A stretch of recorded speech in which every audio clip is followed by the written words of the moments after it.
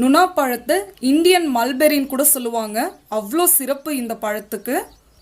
நுணா பழத்தோட ஜூஸை தொடர்ந்து சாப்பிட்டு வரும்போது சுகர் கண்ட்ரோல்டாக இருக்குங்க. இது அனுபவ உண்மையும் கூட. எங்கள் அம்மா இதை அடிக்கடி சாப்பிடுவாங்க. நுணா பழத்தோட ஜூஸை கேன்சர் பேஷண்ட்ஸ் சாப்பிட்டாங்கன்னா அவங்களுக்கு நோயோட வீரியம் ரொம்ப சீக்கிரமாக குறைஞ்சிரும். அந்த காலத்தில் மஞ்சனத்தி இலைச்சாரை எலும்பு முறிவுக்கு நாட்டு மருந்தாக பயன்படுத்தியிருக்காங்க. அது மட்டும் இல்லாமல் மஞ்சனத்தி இலைச்சாரை தொண்டை மேலே அப்ளை பண்ணோன்னா தொண்டை கரகரப்பு சரியாயிருமாங்க.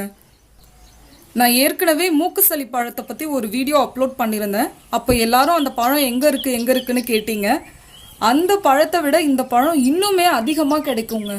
எல்லா ஏரியாலையுமே இந்த பழம் கண்டிப்பாக இருக்கும். பெரிய பெரிய சிட்டிஸில் கூட இந்த பழத்தை நான் பார்த்துருக்கேன். இனிமேல் இந்த மரம் உங்கள் கண்ணில் பட்டுச்சுன்னா கண்டிப்பாக பயன்படுத்திக்கோங்க. அடுத்தடுத்து வர